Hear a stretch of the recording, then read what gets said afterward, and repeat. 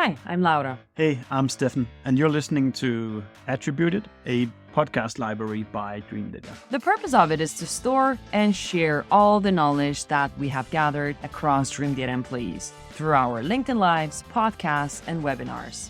The typical topics you'll find here can be stuff like marketing, Sales, B2B ads, operations, social selling maybe. Hello and welcome everybody to this episode of Attributed. With us, we have an author of a book that is red and white. So we're really ready to get off on the Christmas holiday here. Today, I was just telling Emma just a second ago that we're finishing off this year in style in terms of positioning and messaging experts. In the spring, we had April Dunford. In the summer, we had Anthony Pieri. And now you, Emma, who have a seriously impressive CV when it comes to positioning and messaging. And really appreciate you taking the time to join us here in this show. The topic today is basically pretty much what it says on your new book cover as well. How to write simple tech messaging that wins hearts, minds, and markets. And I was just telling you just before that I've been in past CMO, leader of marketing roles where I probably underestimated the importance of all these things about how we position and message. But now that I'm a co-founder myself, I seriously see how, you need to understand product, you need to understand the market, the text you write needs to be appealing to a lot of people, but not too many, and so forth. So I'm really glad that you've said yes to continue this conversation with me. But Emma, I only know you through LinkedIn, and there's probably people here in Europe that have never heard about you before. So can you do the quick couple of minutes about yourself, your background, and what you do nowadays? Yeah, thanks, Steffen. I'm glad to be here. So, I'm Emma Stratton. I wrote a book, Make It Punchy, that came out this year, which really kind of encapsulates all that I've learned about what tech companies and startups struggle with messaging and how you can solve it. So I'm the founder of Punchy. So we are a training and consulting firm that helps high growth B2B tech companies win with positioning and messaging. So for the past 9, almost 10 years, I have partnered with, CMOs, marketing teams, leadership teams at companies at all sorts of stages in helping them develop the right positioning and messaging that really highlights the awesomeness of their product and kind of helps them compete in crowded markets. So I've done that. And then for the past 3 years, I started training marketing teams. So I have a training program where I've trained teams at, Salesforce, Oracle, all sorts of places in my method of messaging, which is all about being simple, connecting to buyers on a human level. So that's been really fun. And then the book just came out, which kind of is hopefully to teach, all marketers, all founders, sales, product, anyone who wants to get better at messaging. Hey, here are some simple techniques and a process you can follow to get a good result every time. So to sum it up, I'm a huge messaging nerd. Been spending way too long thinking about this stuff, talking to people about it and what's hard for them. So excited to share some of those insights and findings I've had over the years with you and everyone who's listening today. That's fantastic, Emma. I really appreciate it. Before we jump into kind of the framework, which I would love to learn by heart as well, how would you normally explain what positioning and messaging is to your non-tech world friends? Yeah, so positioning is a strategy. So I kind of define positioning as just deciding what is your product, who is it for, and what is the number one value that audience is going to get from it.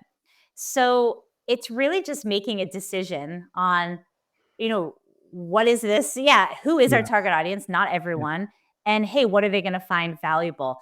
Outside of tech, it's funny because I don't know if people struggle with it, but in tech, it's really hard because there's like all these different ways you can position a piece of software, right? All the pivoting and all that. So it's very important in tech, but perhaps less important in other products and industries. But positioning is just making that decision. Okay, we are for this audience, and this is the value they'll get.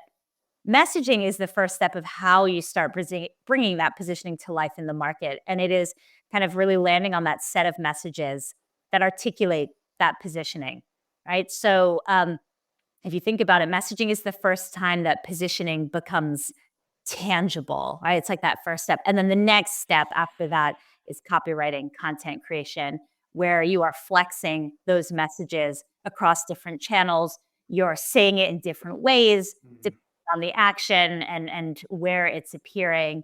And so you're not just saying the same sentence over and over. So that's kind of how I define the three, Yeah, and that's maybe good to let's drill into that distinction later about messaging versus the specific copywriting related to it. But I think there's a point that I've experienced myself that I think I would love you to kind of like just cement for the people listening, which is the positioning part. Because let me start by asking the simple question: is positioning just an exercise that you do internally in your marketing team? Positioning, is it just an exercise? Well, hopefully you have a result, right? That comes out of it. And it really should be a living, breathing thing. It should be an embodiment of your company, what you're doing. So it shouldn't just be something that's on a document somewhere that no one ever references again. I mean, I will say I've met teams that have come in where they've said, oh, we got our positioning. It's all done. We've done the exercise. We just need messaging.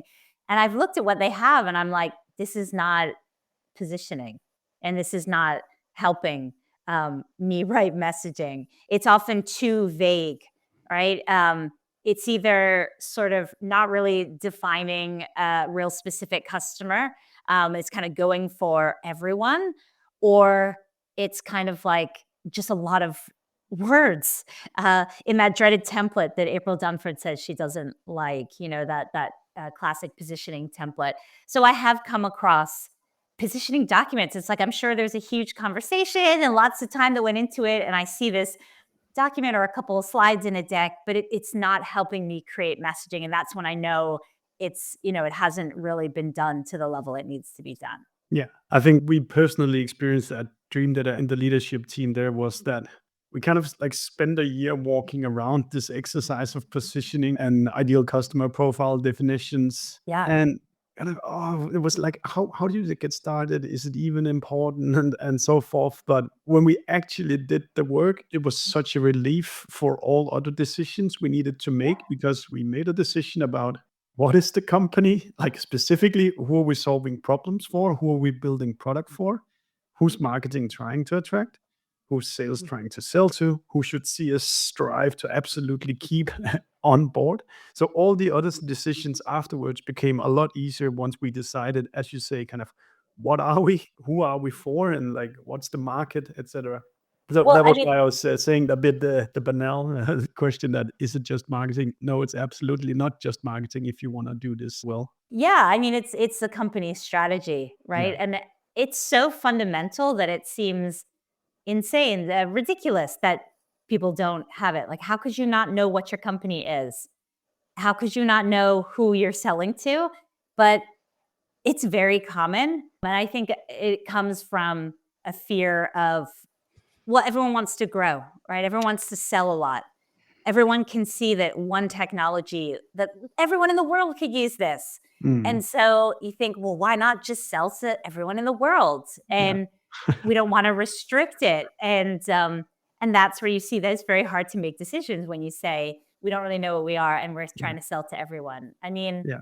yeah. I think also like maybe it's we're a subscription product, and succeeding with one deal, okay, good. But everybody who's in the subscription business knows that it's about, do they actually renew the contracts Right. afterwards? And if your positioning and messaging sets you up to something you can't deliver on, churn rates are gonna skyrocket, and Right. you will fail, and investors are not gonna put extra money into your product. So you really need to think carefully about what is it that we say. Absolutely. What are if we start like broadly speaking, what are the common mistakes that are being made by companies doing positioning? Yeah, I mean, I think we just sort of touched on that, which is trying to go too wide, or I should say, fear of going too narrow, right? Yeah. So, whether that is, hey, we want to sell to everyone, or, oh, we have this core audience, but hey, this would also really work for, audience XYZ who are totally different, and trying to get them before you fully established yourself with the original audience that you found success with. I think that is something I see a lot. I think another thing that all high growth companies struggle with is, hey, here's where we are today, but we want to go there in the future. Yeah. So how do we talk about that? The product's not there yet, or we're not selling to that audience yet, but we want to. I think companies, they're so future focused. Tech companies are always looking years and years into the future. And so I often get asked, how do we message today when we want to talk about the future, but we're not there yet? So that tension, I think, is a very common challenge that companies have. So how do we, we're moving so fast. Where do we position for today, for tomorrow, for a year from now, for 5 years? That's a thing that comes up a lot. And then, of course, not really positioning, saying like, we want to sell to everyone.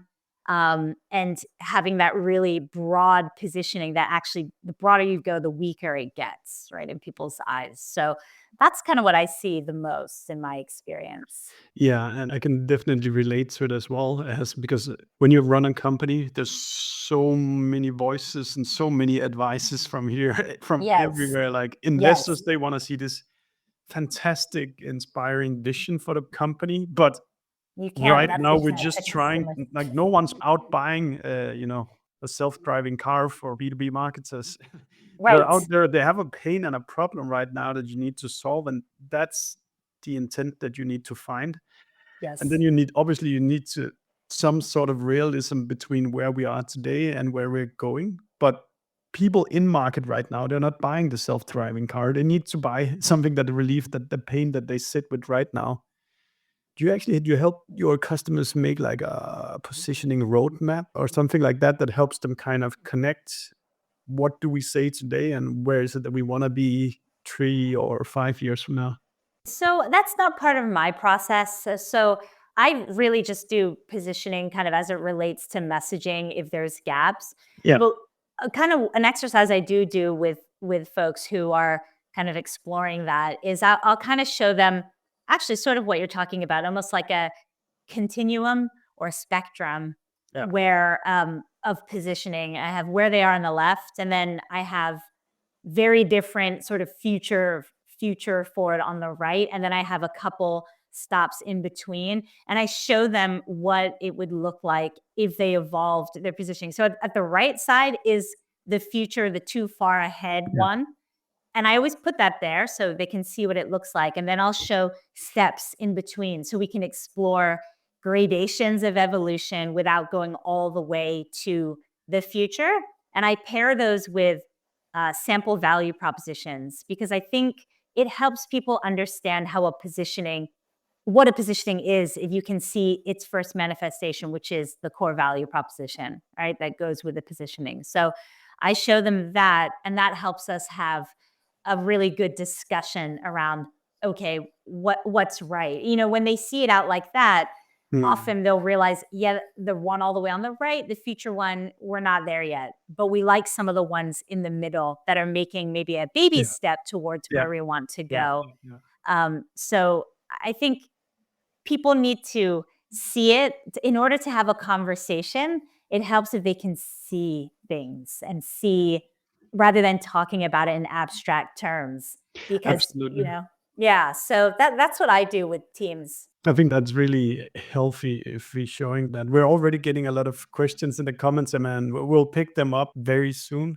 Would love if you could kind of do an example of how you move your clients from when positioning is established. This is what we do, and this is who we sell to.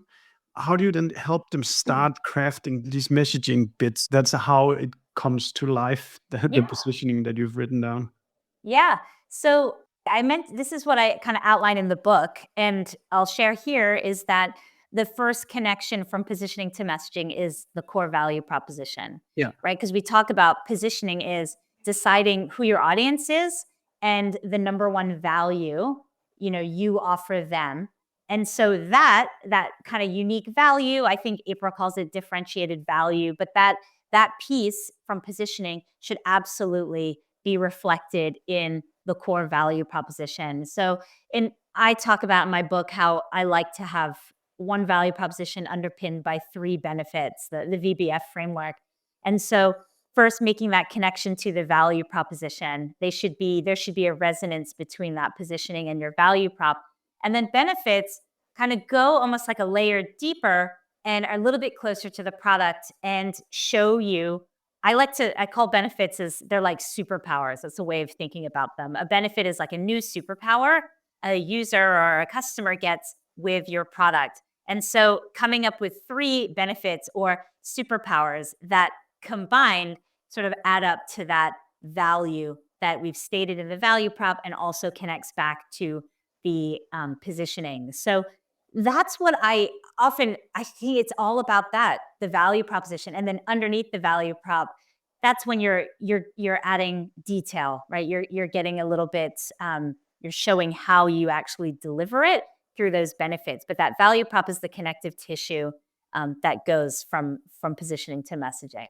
Do you typically enter into kind of a validation or like testing phase for when you've set the value prop and the benefits? This is personally one. I come a bit from like a digital marketing kind of spreadsheet thinking around marketing, that we run this test and we see what happens. But it's harder when it's copy, when it's messaging, because no one's gonna say that you made the right decision. You need to observe it like somewhere else. What's your thinking around that, Emma?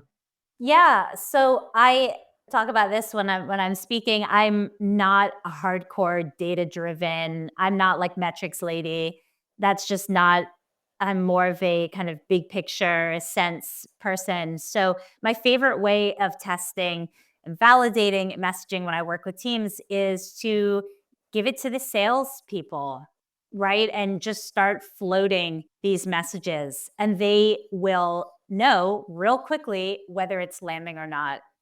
When I do my messaging That one programs, didn't work. yeah, exactly. When I work with teams on messaging, I always involve the sales team. So the Yeah. CRO, the VP of sales, they're always involved. I think it's important. They should be involved. So often sales, or the CEO, if it's the CEO doing sales, talking to prospects, doing pitches, just start integrating, the new messaging, and they will know. It's human to human. They will know if people's eyes light up or if they glaze over, whether it's working or not. Yeah. So that's my favorite way to get immediate feedback and get some Absolutely. confidence. And then honestly, you just have to start using it and put it out there. You've got to give it a good go, and put that message out there for at least 6 months and see how it goes to really know. I mean, you can't just run an A/B test. You can't just send it, things like, I don't know, user testing or Winter or these tools. They can be really valuable and give you some good insights. But I feel like there comes a point when you're feeling relatively confident, you just have to take the leap, put it out there and use it and see what happens. I think you're so right. To get started, we're not looking to try to do science here. We just need to, if you tell this story to another person, do they get it? Okay. Do they get it? Yeah. Did you feel comfortable telling this story? Is it legit? Is it trustworthy? On one call, then you study 5 calls or 10 calls, and then you're probably somewhere after that. I think it's just the industry we're in is all about testing and metrics and data. We're obsessed. And so we try and apply that exact same thing to, is our messaging resonating? And it's just not quite the same thing, as you said. It's not quite the same. So it is more human, and you can get a lot from a couple phone calls. So Yeah. I think the best thing you can probably do is to, exactly as you say, like battle test it. Like there's sales calls, but you might also have a Slack community as a company. yeah, You might post a lot on LinkedIn. So there's a lot of people where you can like take micro bits of this and try to see how do people react. You can send a newsletter that contains a blog post that are focused on these specific things. So I think it's about finding all these places where you kind of interface like the real representatives of whatever market you're in. absolutely. But you just said time before, Emma, and Nesca here has a good question related to time. So how often should we revisit the messaging exercise, and how often do we do positioning? So you said 6 months. Is that your rule of thumb for stuff? How would you kind of like deal with this? So I'd say when you have new messaging, give it at least 6 months to see how it's working. Now, funny, I had this question asked when I was speaking at a different community the other day.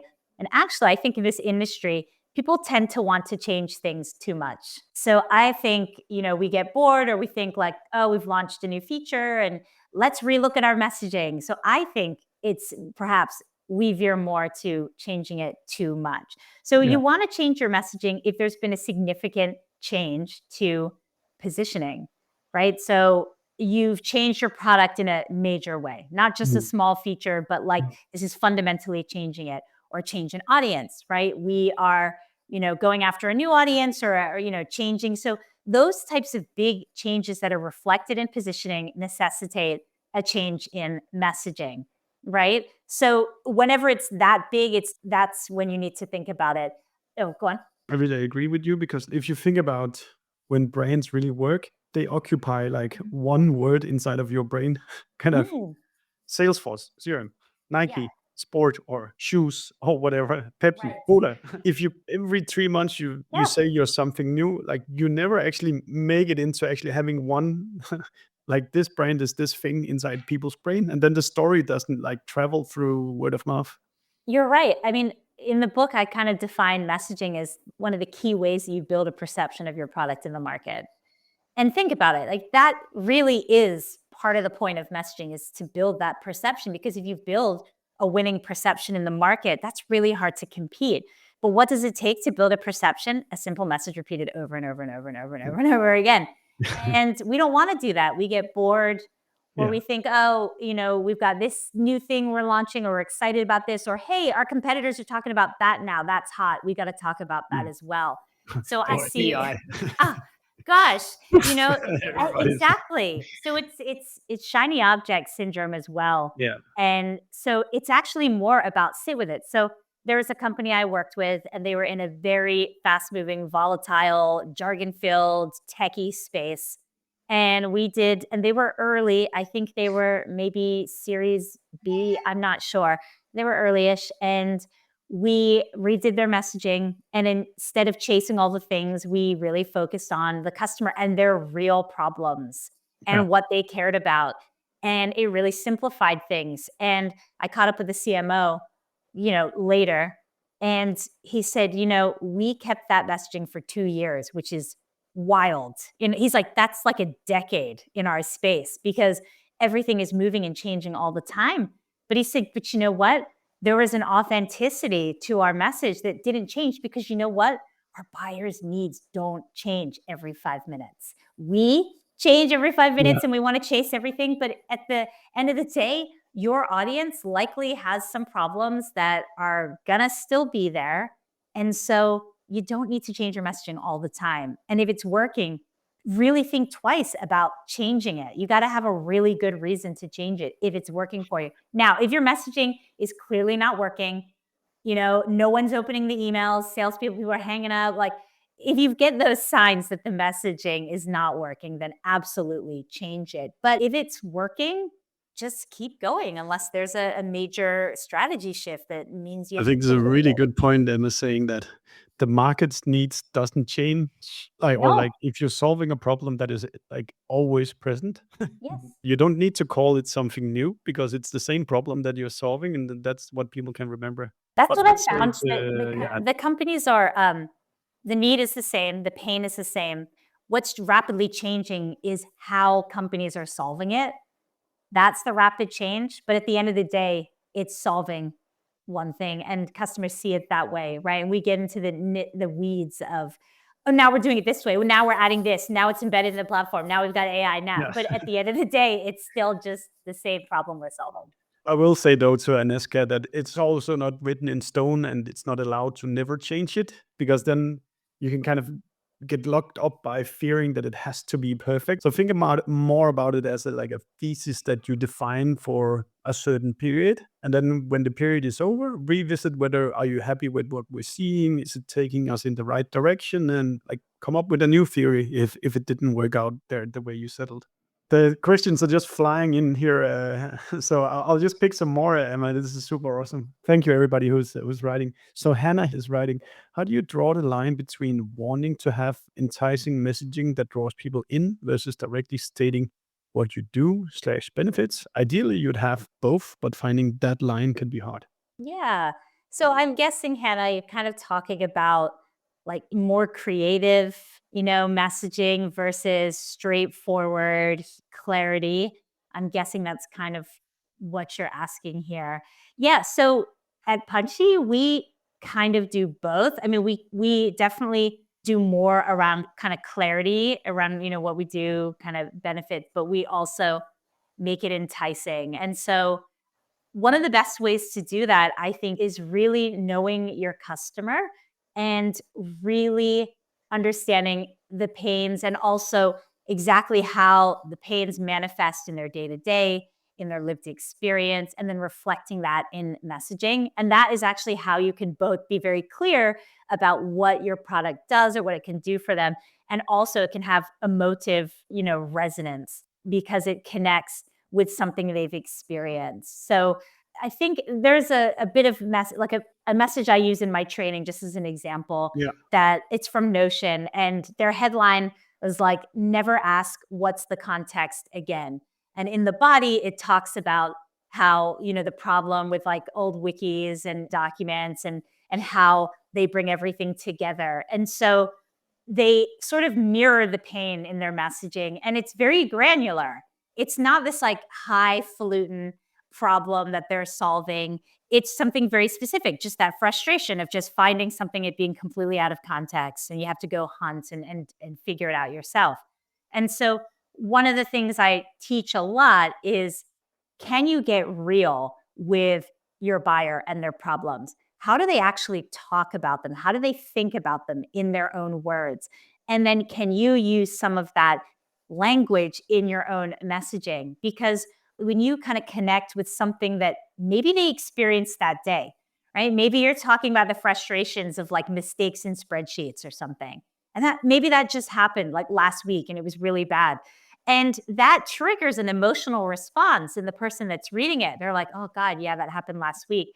And that little bit of emotion almost fans the flames of, hey, I might actually do something about it. So I think you can kind of really walk the line between enticing and clear by really focusing on real customer needs and using their language. It sounds so not rocket science when you say it like that. So many forget that it's about like listening to what your customers are saying repeatedly and then turn that into like a one-to-many format that that the next customer comes to your website or wherever it is. And it's not about fancy words or trying to be super clever and cute in headlines either. It's not about that, it's you can be straightforward. Something that we actually, I just thought of an example as you were talking, that our salespeople get sometimes on their calls. The clients would say, oh, our data is messy. We don't know if we're ready for a solution like that. Then we put that on our website saying, don't worry if your data is messy. We know how to handle it. Yes. And that was probably, let me bring up Jeremy's question here because that's related. So why do most marketing and sales teams struggle that much to collaborate effectively on fine-tuning value and messaging? I think that's very closely related to what we're talking about here. And it's about us as marketers. We need to become best friends with the sales team. So they tell us when something is working or when something is not working. What's your experience, Emma, with this is like an evergreen B2B marketing problem as well? Yeah, I mean, this is cultural, departmental, so I'm a third party. So when I come in at a company, I absolutely draw in sales. I get them involved in the process. The reason why I love getting sales involved is, well, we know salespeople, like they go rogue and they say what they want. They will go off script. And so they're actually messaging testing all the time. They'll say different things. So that's a great resource to ask them. I love to say, what have you said in the past that has interested and like got people's attention? And what have you said in the past that has flopped and, it does not work? And they will give you all sorts of information around what they already know works or doesn't work, which can really help you. And then also they're almost like a great sounding board. So I remember back in the day, I worked with outreach a long time ago. This was before we were still established the sales engagement category. And I was running messaging with the whole team, and they were a sales-led organization. And their head of sales, Mark at the time, was like, I will not let any messaging go through that I don't feel comfortable saying right now. And he did. He voiced, and he was like, yep, I can picture us all saying that. Yep, it goes. So that should work, because if sales doesn't believe in the message and they think it's BS, they're not going to use it. So if you can just get together. So, I mean, at Outreach, what they ended up doing later on, they would have kind of listening party. They would have kind of like get-togethers, right, with marketing and sales just to talk. So I think if you can kind of get people together and just, I don't know if there's, politics or drama or personalities or whatever, just like, hey, everyone, let's just work together. We're both trying to do the same thing. If we work together and share what we know, we're going to get a better result and we're all going to be happier. So I just think people need to work together. But I know sometimes it's hard depending on the structure of your company. That's not always as easy as it is for me as a third-party consultant coming in. Yeah, I think one of the things we've always said to our salespeople as well is just, if you hear questions repeatedly, Yeah. say it out loud to the rest of the organization, because Right. there might be a product solution, there might be technical documentation mission, or maybe it's a blog post where we can give a much more elaborate answer than what you can do on a sales call to this. And then you just know that there's a blog post for this answer, so you can ship it off to them afterwards. Absolutely. So I'm obviously blinded by, I've never worked in like these like 10,000K Yes. employee organizations. So for me, it's like, it's obvious that you'd seek to engage across departmental silos to understand what does the world look like in different parts of our company. Yeah, everyone's got a different view, right? Customer success, they have another view, right? So Okay, let's just continue the questions. They're great. Keep them coming, Dable. So this is Jonathan. He's saying, how do you persuade tech companies to launch messaging beyond just slide feature functionality differentiation? Let me just add to Jonathan's question saying, should you do that or not? But the clients that have taken on bold messaging, Emma, how does that process work compared to if you're just like tweaking small changes in their copy? So are we asking like, how do you go beyond slight changes? So this looks like he's asking, do you just focus on this tiny little kind of feature differentiation, or do you tell like a bigger story? Like, how do you get people to tell a bigger story? That's how I'm reading this question. Yeah, go ahead. So, Yeah, I mean, what do you think? yeah, I think so. Differentiation is hard these days. True differentiation has never been harder. I think it's getting harder. It was hard years ago when I was doing this. I think it gets harder every day because there's just, not only are there more and more competition, but the categories are there's more categories. So you don't just compete against like one category, you're competing against like multiple kind of categories and spaces. You have this really diffuse competitive set. So it's not enough often to just say, oh, here's how we're different from them, because you're different. You really have to differentiate from so many things if you think about it. And so you want to go in at a higher altitude and just tell it more of a story than just getting straight into the weeds. So if you think about it in terms of altitude, if you're going in on like, we have this feature, it's better than them, or, something that around feature or functionality, you're going in at a low altitude and there's really nowhere to go. It's like pricing comes next. Like you got nothing left because you went in low. When you come in with more of like a value driven story, like the why and connecting to like this meaningful value that may not be differentiated, right? Other people may be able to offer that too. But if you go in strong with, here's what we stand for, here is our point of view, here is our unique value that we offer, etc., you go in at a higher altitude. And then you can go into the differentiation and all these other things, but you've got room to go. So it's going in at a higher altitude. And that's what can make people uncomfortable if they're used to that low altitude. We're used to just talking about the tech, getting straight into it. The only time you might want to consider a message that is purely like differentiation is if you're in a space like CRM, like a flooded, like everyone, there's so many of these, everyone is the same, everyone knows what this product is, right? If that's the case, then yeah, you want to focus more on differentiation, more on, hey, this is how we're different from others.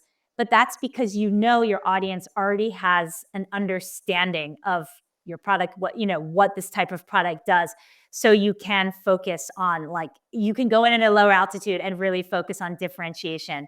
But for the most part, you do want to elevate. And That's one of the reasons why I wrote my book, is because so many people are like, how do I tell my leadership? How do I tell my CEO? How do I tell engineering that this is the way to go? And so I'm hoping that my book will just start to kind of grow that way of thinking, so that all these marketers that are trying to swim against the current, will get an easier time of it.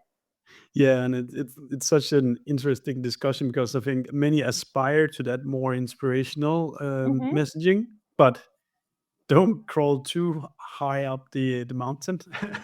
It's very Yes. there's sometimes you see on LinkedIn people doing these screenshots of what companies used to say, and then like 10 years down the line they're saying something, be bold, but they actually used to do accounting software, or like where they kind Exactly. of just lose touch from what are they actually doing Yep.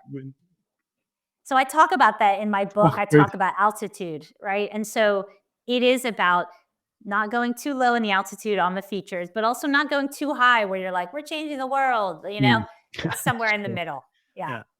And then the Jessicas were asking here, how can I measure messaging impact? I was asked today when I delivered my framework based on the Punchy book. So how can you measure the impact?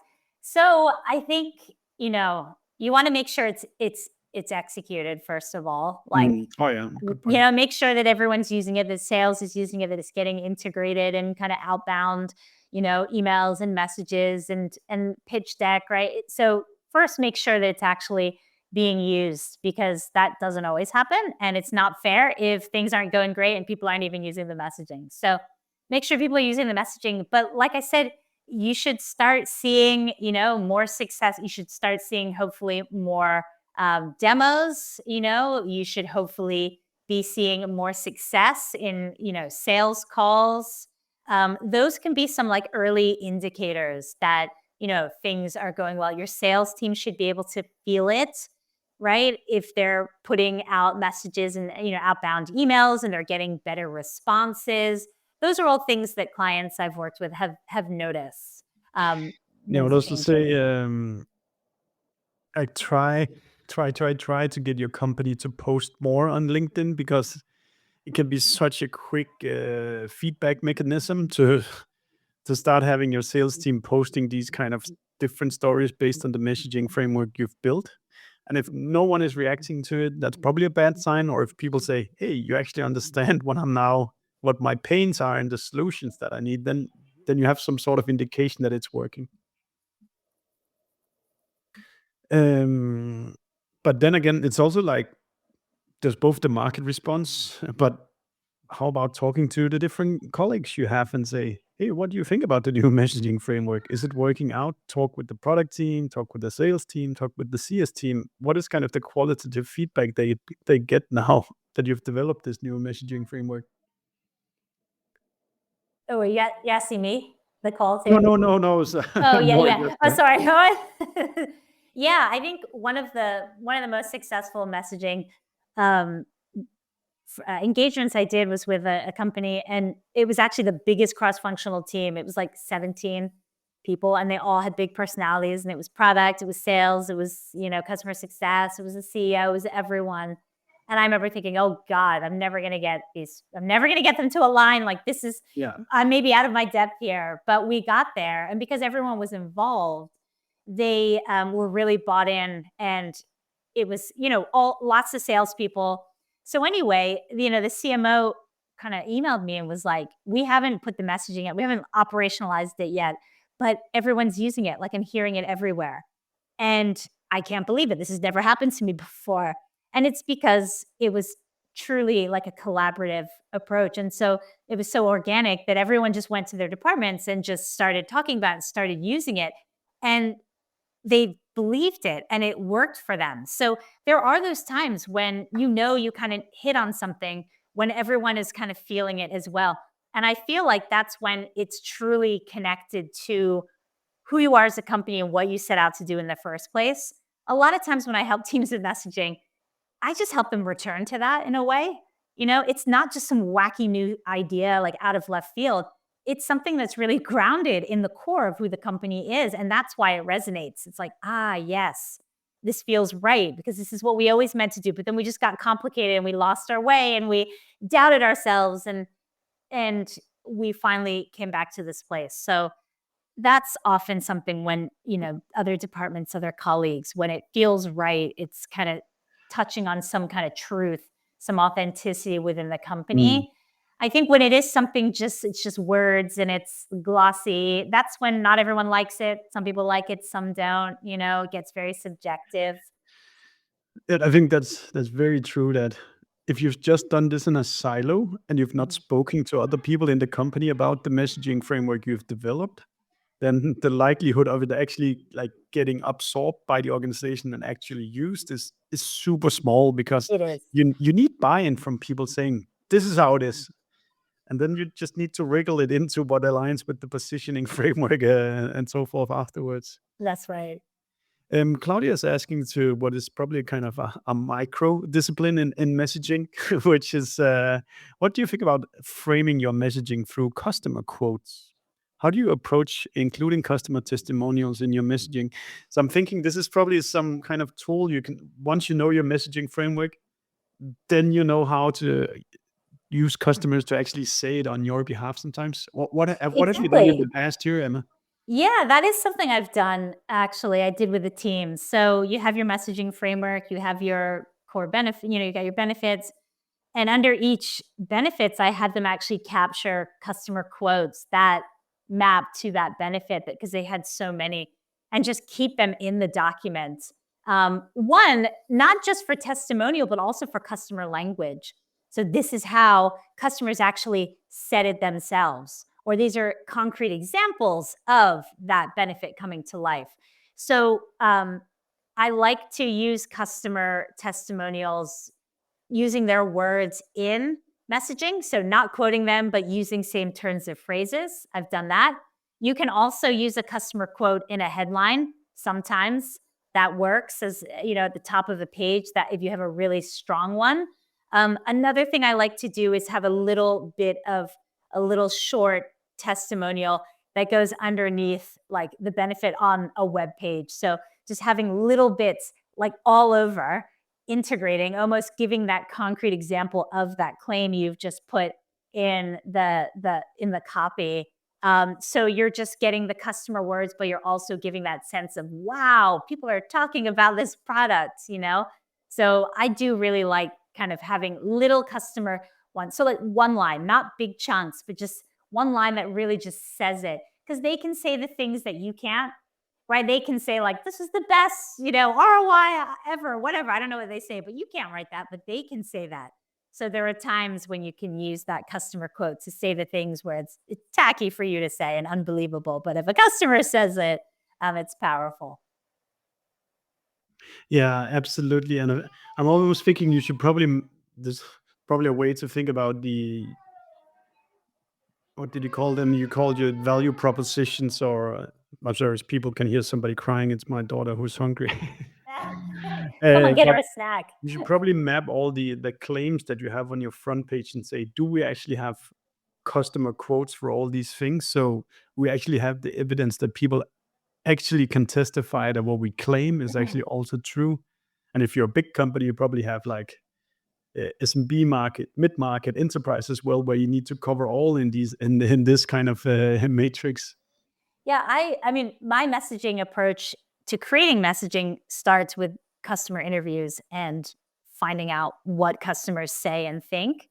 And so the great thing about starting there is it gives you that validation that you're talking about the right things because it's based on the customer, and you get transcripts. And so you also will get some of those quotes from those calls. So it's a really good way to get everything you need. Like, it makes sure you come up with good messaging because it's based on what your customer said. It actually helps you with developing the messaging because you can use some of their language. And then you've got quotes that you can pull and kind of put in that bank of testimonials moving forward. I just started thinking as you were talking here about what kind of role that you've seen AI coming to play now in this game. Is it possible to use the work you do around positioning and messaging as kind of the, let's call it the prompt to kind of scale the copywriting? Have you been stepping into that yet? I haven't stepped into that. Like I said, I kind of focus on just the positioning and messaging strategy, which I don't believe you can hand over to AI at all, because it really is a thinking exercise. And I, really believe that kind of writing is thinking, right? So that the writing process is a thinking process on the page. And so figuring that out, I don't use AI for that. Um, However, moving into copywriting, yeah, I'm sure lots of people are doing that, maybe putting in, here's our messaging framework. Can you come up with, headlines and copy kind of based on that? Um, I don't know how successful, there's a lot of bad stuff that comes out because Absolutely. it's trained on all the jargon and all the buzzwords and fluff. So it gives a lot of that out. And do So you think if you're in a market where there's no competition at all, yeah, perhaps you can get away with the lazy AI copywriting? right. But if you're in a very competitive, like red ocean kind of market, which most of us in Most tech of are in, yes. be careful about being generic because like no one will will listen to your story then. No, I think, it can help with fine tuning, right? So you already know, this is what my message is about. This is my headline is about this. The message is this. Sure, you can ask it to tighten it, make it more punchy, add this. I think, it can be a good thought partner if you don't have another one. But yeah, for the most part, I don't use it for messaging. No, wouldn't recommend it either. Don't But use I've it at actually all. found it as great inspiration for like creativity. Where we need to drink one or two coffees before the brain starts working. You can just throw a wild idea at the That's AI, and right. then it gets onto it. And so it can be a good, I think particularly for creativity, it can be really a really, really big help. Yeah. So we're approaching the end here, Emma. What companies do you think people should be looking at for inspiration on great messaging? You know, I'm terrible at this answer. I should have more. Um, so a couple that I like, I really like GitHub's Yeah. copy and messaging, only because I think they do a really nice job of being approachable, but also technical, speaking to a technical audience, clear. I think they do a really nice job, because a lot of people say, well, I write for a technical audience, so I have to just jam it with jargon and features. And I think GitHub do a nice job of showing how that can look. Another one that I like is a very early stage company and called Butterdocs, and they are like a Google Docs alternative, very early stage. But the messaging is really good because it's super focused on Wonder their like the buyer. thing somebody who's listening, please put in the link to Butter Docs. I've never heard about it. Yeah, they're just a really good example of having a very defined, ideal customer, and writing to them and truly understanding them and writing about problems in their language. So I always say to people, you want to prove to your buyer that you get them. You want to prove that you understand their world.